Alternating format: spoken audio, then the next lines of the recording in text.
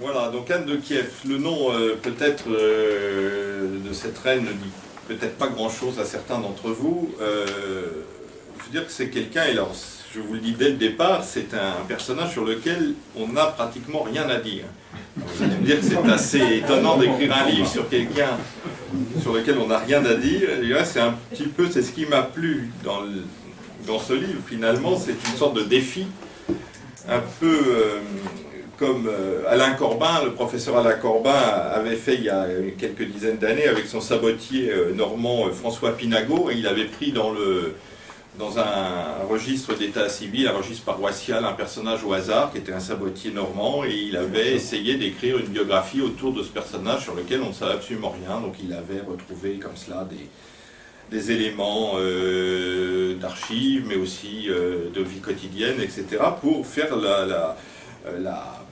je dirais, la biographie d'un inconnu. Alors là, ce qui est paradoxal avec Anne de Kiev, c'est que c'est à la fois une inconnue dans la mesure où il y a extrêmement peu de traces d'archives. Il n'y a aucune mention d'elle dans les archives slaves de son époque, ruthènes de son époque. En France, elle n'apparaît que dans une dizaine ou une quinzaine d'actes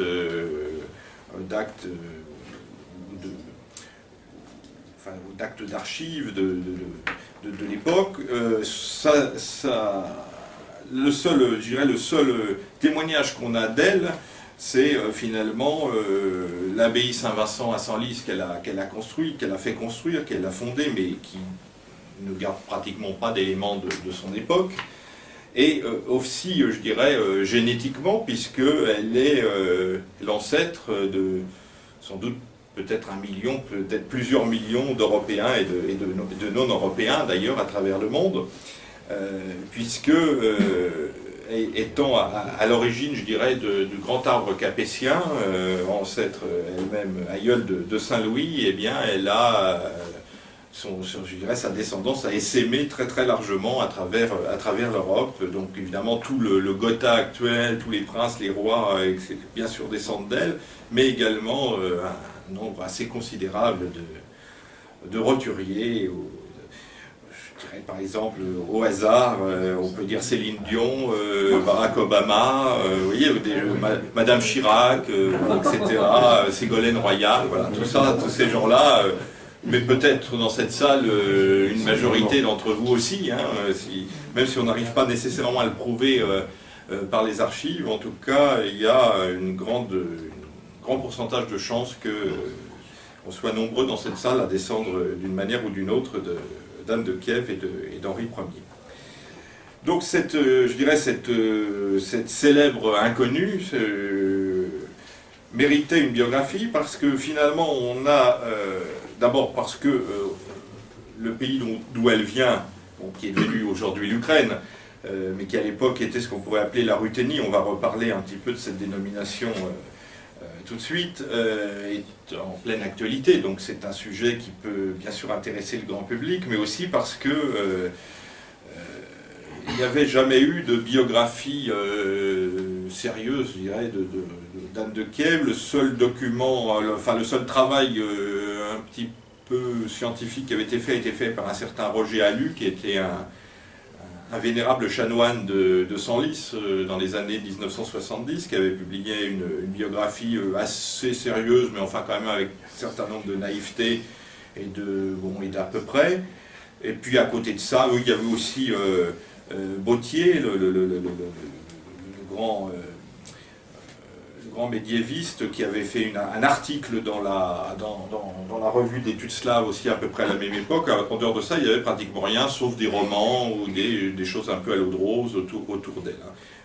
Y compris aussi en Union soviétique, où il n'y avait rien eu vraiment, il y a eu quelques romans, et puis depuis l'indépendance de l'Ukraine et la sécession avec la Russie, c'est pareil, il n'y a jamais eu de travaux sérieux faits sur ce sujet. Donc pourquoi... Très souvent, quand on reprend des documents, enfin des livres du 19e ou du début du 20e siècle, on parle d'Anne de Russie.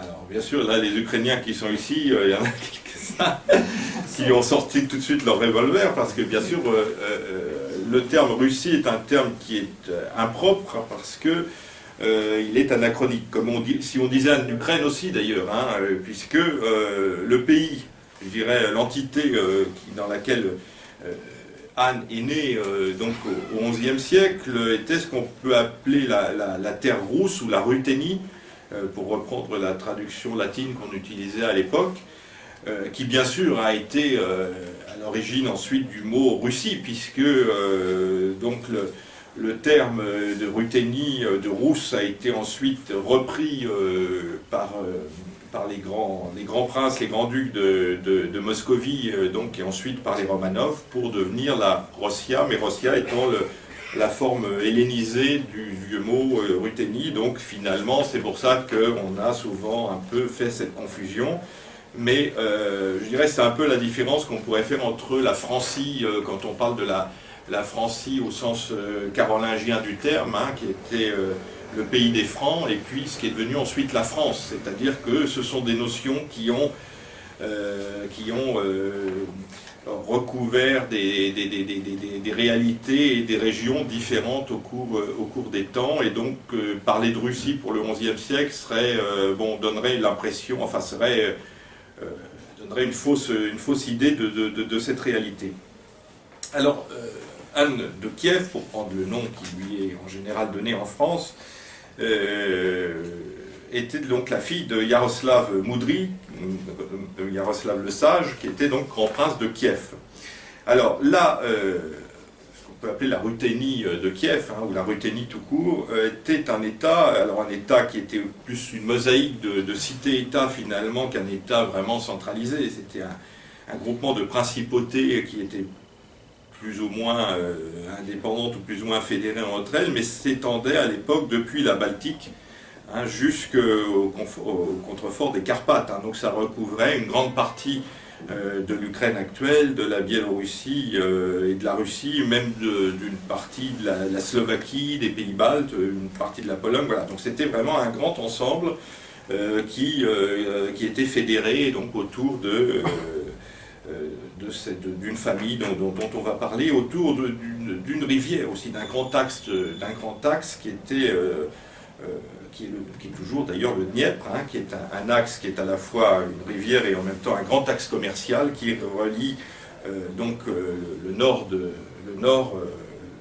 pratiquement la Baltique, avec plusieurs autres rivières et lacs qui font la liaison jusqu'à la mer Noire en fait. Et c'est un grand axe commercial c'est autour de ce grand axe commercial que va se créer cette Ruthénie.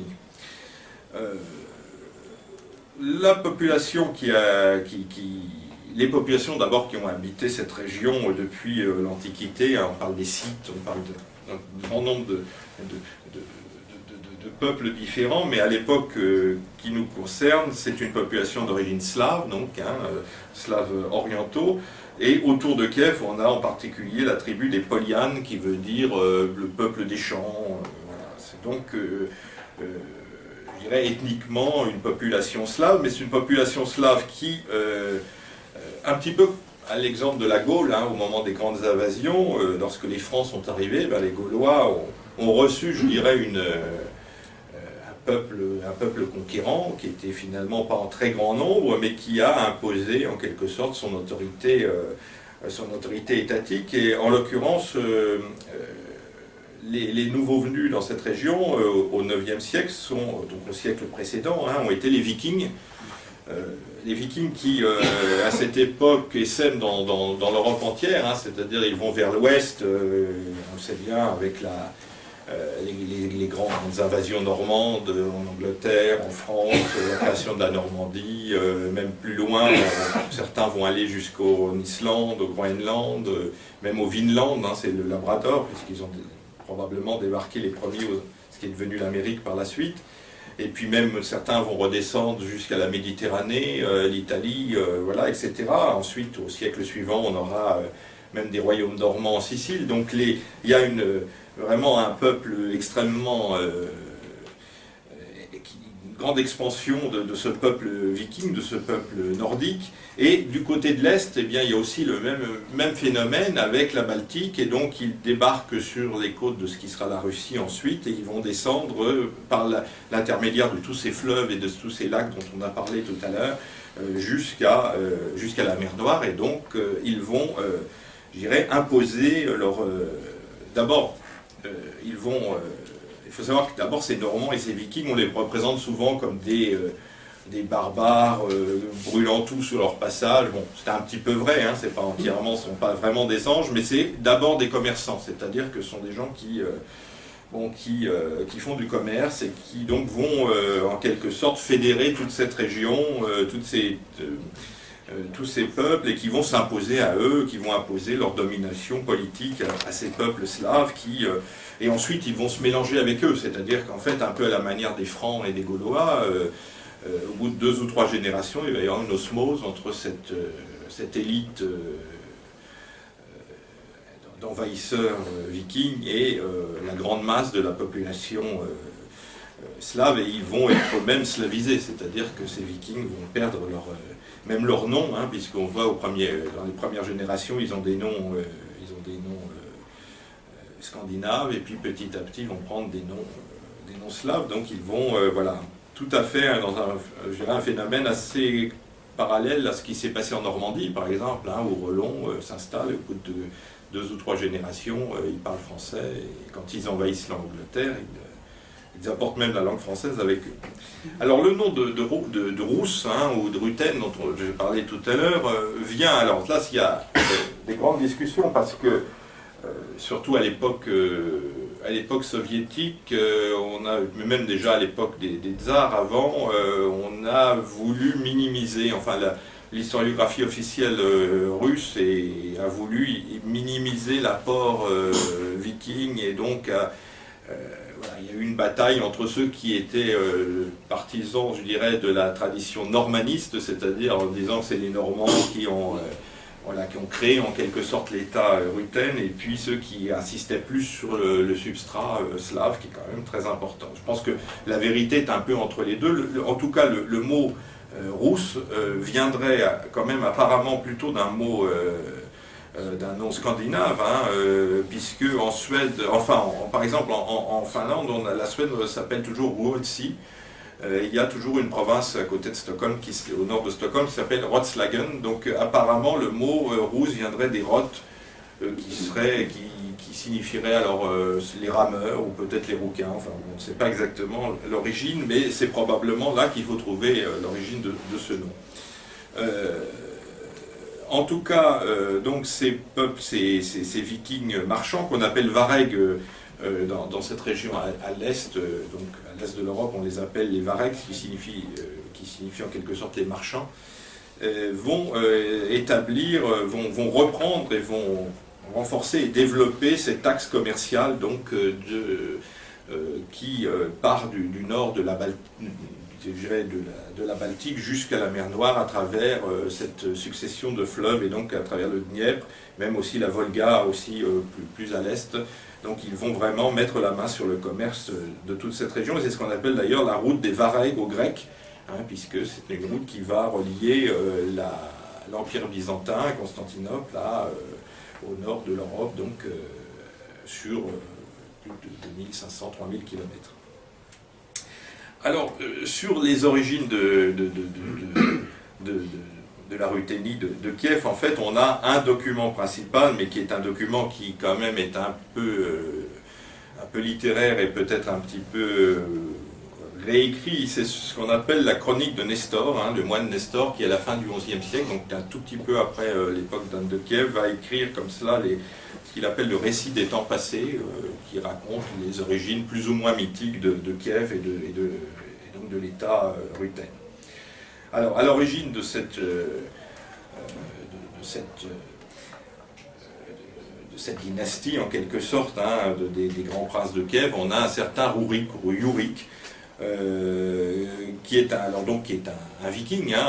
Rurik, c'est un mot viking qui veut dire gloire puissante, hein, c'est le même mot que Roderick, Rodrigue, etc., hein, qu'on retrouve à travers l'Europe, dans d'autres endroits. et donc qui lui est donc un roi de la mer, hein, qui est un chef viking qui s'installe au début du 9e siècle à Novgorod, donc dans le sud, dans le nord de la Russie actuelle. Quelques années plus tard, en vers 862, alors toujours à en croire Nestor, les Polianes, donc, qui étaient dans la région de Kiev, demandent à des Varegs, donc je dirais, à deux lieutenants de Rurik, selon la légende, de les gouverner. Alors c'est un peu étonnant parce qu'on lui fait dire aux Polianes, venez nous gouverner, nous ne sommes pas capables de le faire nous-mêmes. Bon, on peut imaginer que les Varegs ont peut-être un peu forcé la main des Slaves pour les gouverner, s'imposer à eux. En tout cas, disons qu'il y a eu une sorte d'alliance voilà, entre ces deux peuples pour en plus libérer les Slaves d'une autre tutelle qui était la tutelle des Khazars, qui était donc un peuple qui imposait sa suzeraineté à toute cette région, et donc ils les ont éliminés à ce moment-là pour se substituer à eux. Donc ces Rurikides, donc Rurik et ensuite ses descendants, alors je ne vais pas rentrer trop dans les détails parce que évidemment c'est pas vraiment le sujet, vont donc développer cet État autour de Kiev et autour, comme je disais tout à l'heure, c'est une sorte de fédération en fait de villes marchandes, de villes-États, le long de cette route commerciale qui se développe et qui sont fédérées les unes avec les autres, qui sont dirigées chacune souvent par un prince, puisque selon la tradition, à la mort du prince, ses enfants, ses fils partagent ces États, donc il y a souvent des guerres civiles, il y a souvent des conflits entre ces États, et puis donc il y a malgré tout je dirais une certaine solidarité dans la mesure où ils ont tous le même but qui est de faire du commerce et donc en quelque sorte de développer l'économie de cette région. Comment fonctionne ce système? C'est très simple. Les grands princes de Kiev ou d'autres villes, eh bien, pendant l'hiver, exploitent les terrains alentours, exploitent les produits de la forêt, les tribus ou les peuples tributaires des alentours sont rasiés. On récupère aussi des fourrures et puis surtout des esclaves, parce qu'un des grandes marchandises, je dirais, qui va être exploité à cette époque donc par la Ruthénie, c'est la chair humaine, donc c'est le commerce des esclaves. Aussi bien d'ailleurs que le terme d'esclave, puisque le terme latin est servus, qui veut dire l'esclave, va disparaître dans un certain nombre de langues occidentales, comme le français, pour devenir le mot slave finalement. Esclave, c'est le slave, hein, puisque par définition, l'esclave, c'était le slave, hein, c'était des slaves. Alors comment ça se passait? Donc ces esclaves étaient rasiés en général dans les tribus ennemies, ramenés donc à Kiev ou dans les autres villes, et ensuite soit descendaient vers la mer Noire par le Dniepr et étaient vendus ensuite à Byzance ou aussi vers le califat abbasside du côté de Bagdad, etc. Ou alors il y avait une autre route qui était une route transversale est-ouest qui allait donc à travers l'Europe par Ratisbonne. D'ailleurs c'est la route que va emprunter Anne de Kiev pour venir en Europe, en France, à travers donc Ratisbonne et puis Verdun. Verdun, où il y avait une communauté juive importante, puisque ce trafic était à l'époque surtout le fait des communautés juives de Verdun et d'autres régions, et qu'ensuite ces esclaves, qui étaient souvent d'ailleurs castrés au passage, étaient revendus, redescendaient le long du Rhône sur la Méditerranée, et là étaient revendus donc dans l'Espagne musulmane, et dans l'Afrique du Nord, ou éventuellement même retourner en Égypte, hein. Il y avait parfois carrément presque un cercle, donc pour aller dans les harems ou dans les mines ou dans les ateliers, etc., ou dans du monde musulman. Donc ça, c'était un trafic qui a été extrêmement profitable et qui a permis d'ailleurs donc à la Ruthénie, et à Kiev en particulier, d'avoir une opulence et un développement développement économique certain. Alors les personnages de cette dynastie rurikide, je vais les passer rapidement, Oleg, Igor, mais ensuite on a en particulier une femme, alors on va s'arrêter peut-être un petit peu sur elle, donc cette femme qui est Olga, qui est donc la voilà, qui sera la première, qui va être la régente en fait de son fils Sviatoslav, donc pendant une vingtaine d'années, une trentaine d'années pratiquement, et qui va vraiment marquer beaucoup l'histoire ruthène, et ensuite l'histoire même de tous les Slaves de toute l'Europe, depuis la Serbie jusqu'à la Russie, puisque ça sera la première finalement à se convertir au christianisme, et la première ensuite à être élevée sur les autels, donc à devenir Sainte Olga, et encore aujourd'hui, à travers toute l'orthodoxie, est très vénérée. On a ensuite, donc, deuxième personnage important sur lequel on peut s'arrêter, qui est le grand-père d'Anne de Kiev, qui est Vladimir, Saint Vladimir, donc lui aussi, alors, qui au départ n'est pas du tout chrétien, qui est au contraire, même, comme dit un chroniqueur de l'époque, un cruel et immense fornicateur, donc c'est vraiment l'expression, personnage qui a plusieurs centaines de concubines et qui est une cruauté assez insigne vis-à-vis de ses ennemis. D'ailleurs, il est tellement... c'est un grand conquérant, et donc on le surnomme le soleil rouge, ou le beau soleil. Donc, parce que rouge et beau, je crois que c'est à peu près le même mot. Voilà.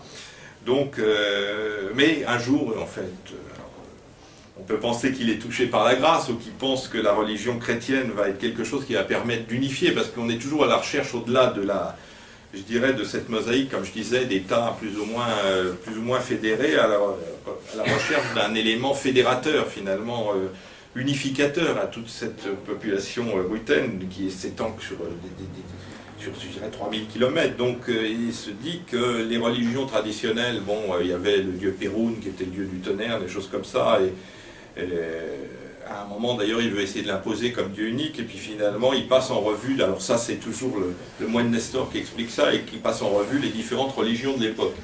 Donc il fait venir des musulmans, alors les musulmans lui disent, alors il est content parce que les musulmans peuvent avoir plusieurs femmes, un harem, tout ça, donc ça va, mais il faut ne pas boire de vin, et puis il faut se circoncire. Alors ça, ces deux choses-là, ça l'intéresse, surtout le vin, parce qu'il dit la gloire des Ruthènes, c'est quand même de bien boire. Donc voilà, donc pas musulmans. Les juifs, il y a aussi la circoncision, et puis en plus il dit ils ont été chassés de Jérusalem. C'est pas très... Et finalement, il se tourne vers les chrétiens. Alors les chrétiens, il y a les chrétiens romains, je dirais. Il y a un certain nombre d'évangélisateurs qui viennent d'Allemagne, qui lui expliquent tout ça, mais finalement, il se tourne plutôt vers Byzance, parce qu'il y a beaucoup plus de faste, beaucoup plus de pompe, et il est tout à fait étonné, tout à fait, je dirais, émerveillé par le faste de la liturgie orientale, et donc il se convertit à l'époque, il n'y avait pas encore de schisme, c'est de la même religion, mais disons au christianisme de rite oriental. Alors évidemment, comme il est roi particulièrement, je dirais, énergique, il ne fait pas que se convertir, mais il décide que tout le monde se convertira avec lui, et donc un jour il dit allez, tout le monde dans le Dniepr ou dans ses affluents pour être baptisé. Voilà.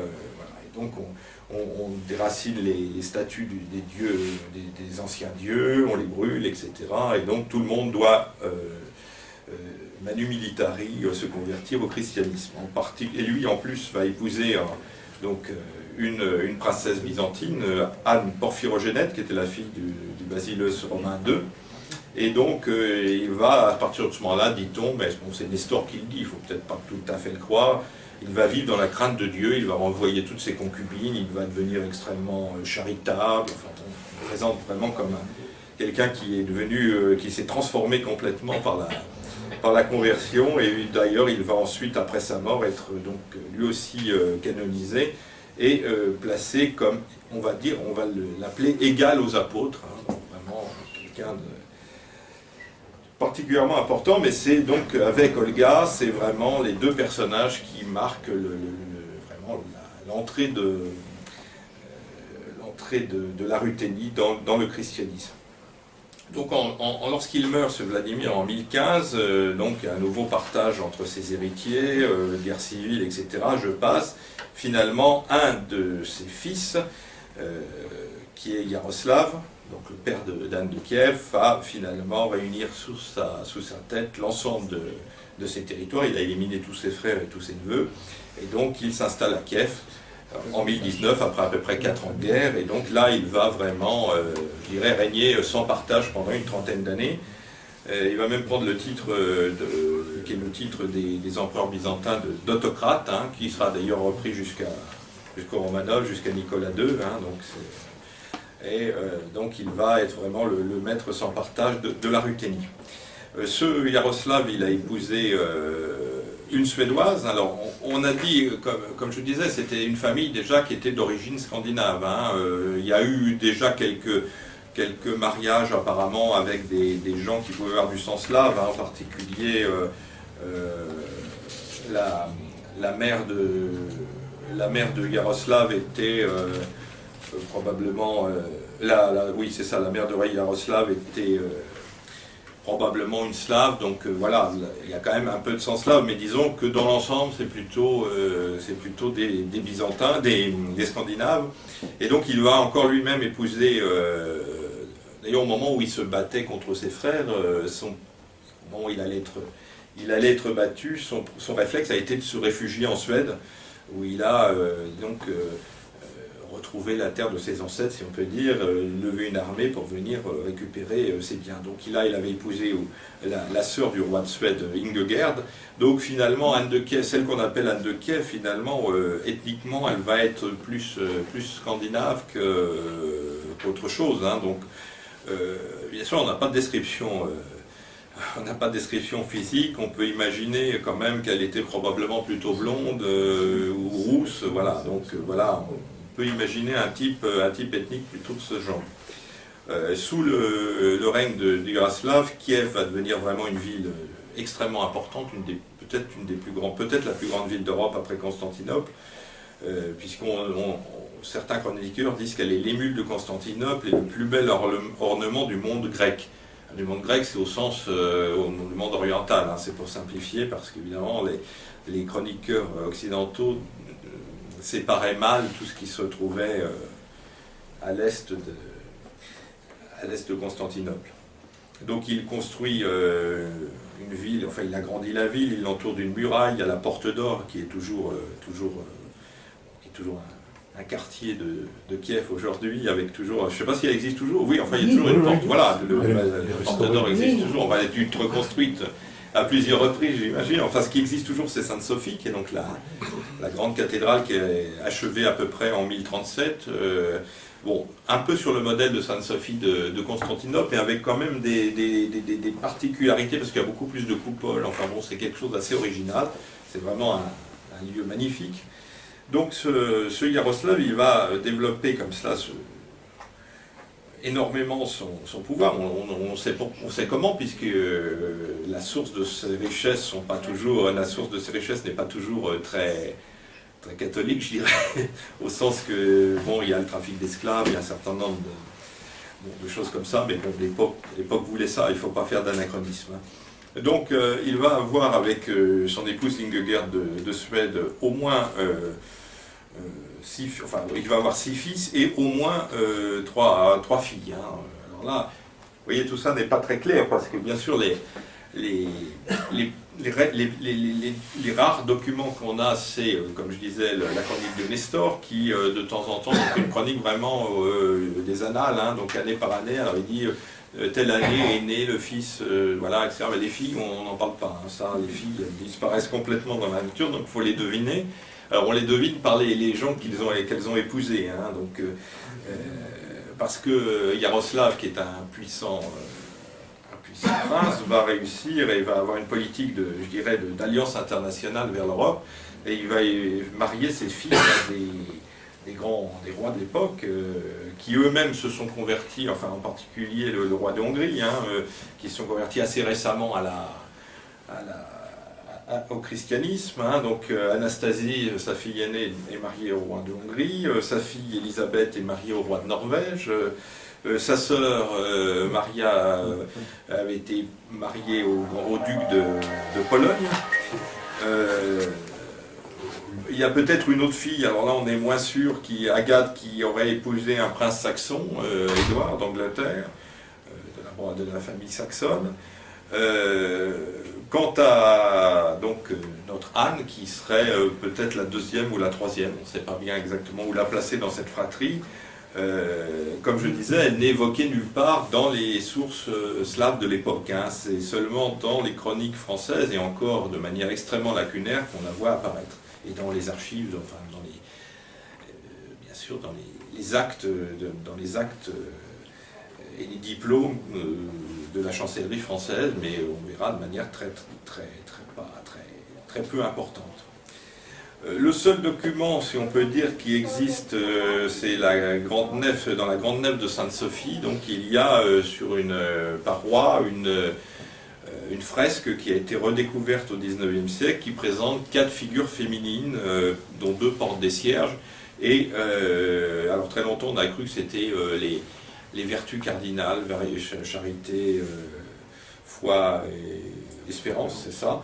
Et finalement, les historiens pensent aujourd'hui que c'était plutôt les filles d'Yaroslav, et donc bon, on aurait ainsi, alors on ne sait pas laquelle, une des 4, probablement une des 3 dernières, des 3 plus jeunes, serait donc Anne de Kiev. Hein. On a donc c'est pour ça qu'on a pris une de celles-ci, hein, comme emblème de la couverture, mais ça, je dirais, sans garantie du gouvernement, parce que tout cela est extrêmement...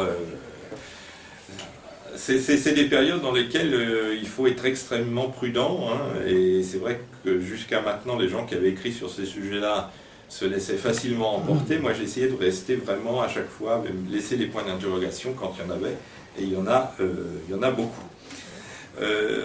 Donc ce qu'on peut imaginer de son éducation, c'est qu'elle a reçu une éducation de qualité, hein, à cette cour où il y avait de nombreux moines, de nombreux prêtres. Elle a reçu certainement une éducation religieuse, elle a sans doute appris le grec, voilà, une éducation vraiment tournée autour de la religion, et donc on peut imaginer qu'elle savait écrire. D'ailleurs on le sait, puisqu'on a un seul document qui est sa signature au bas d'un diplôme français de 1061, où elle signe Anna Reina en caractère moitié slavon, moitié latin. Donc on sait qu'elle était capable au moins d'écrire son nom de sa propre main.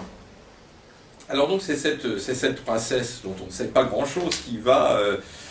donc sa date de naissance, oui c'est ça. Alors moi je pense qu'elle est née vers 1027, mais par recoupement, selon les auteurs, selon les sources, ça va de 1022 à 1036. Vous voyez, ça fait quand même une assez grande... Bon, on peut penser que la date la plus probable est aux alentours de 1026-1027, une date intermédiaire par rapport à la date de son mariage, qui est 1051. Bon, ça paraît à peu près logique. Mais tout cela, évidemment, ce sont des suppositions. On ne sait pas où elle est née. Est-ce qu'elle est née à Kiev? Peut-être, probablement. En même temps, son père a aussi beaucoup séjourné à Novgorod à une certaine époque. Donc voilà, c'est vrai que tout ça est très... Ce qui est certain, c'est qu'elle a été élevée à Kiev, hein, qu'elle a vécu à Kiev sous son enfance et son adolescence. Donc c'est cette princesse qui va, en 1051, être appelée à devenir reine de France. Alors, qu'est-ce que c'est que ces rois de France, ce roi de France Henri Ier qui va demander sa main? C'est finalement l'héritier d'une dynastie assez récente, puisqu'il n'est que le petit-fils du Capet qui a été élu en 987 roi de France à Senlis. Mais en même temps, cette dynastie récente est fondée sur sur une famille qui est déjà très ancienne hein, et très bien implantée. Je dirais c'est un clan germanique de l'entourage carolingien, allié aux Carolingiens, en particulier par les femmes. Et c'est assez étonnant d'ailleurs que cette famille capétienne, qui ensuite va édicter la loi salique et va mettre les femmes à l'écart, s'est créé, s'est développé sur des alliances, toujours sur des alliances avec justement les familles carolingiennes, et donc petit à petit il va réussir comme cela à s'approcher de plus en plus du trône. Donc je ne rentrerai pas dans les détails, mais si vous lisez le livre, vous verrez que j'ai essayé de faire un travail assez fouillé sur les origines des Capétiens, d'abord les Robertiens, puis même les pré-Robertiens, et voir un petit peu avec quelles femmes, puisque bon, c'est une série sur les reines, donc d'une certaine manière c'était des ancêtres des reines. C'est intéressant de voir qui étaient ces femmes que les ancêtres des Capétiens avaient pu épouser, et donc à travers ces mariages se hisser petit à petit jusqu'au trône de France.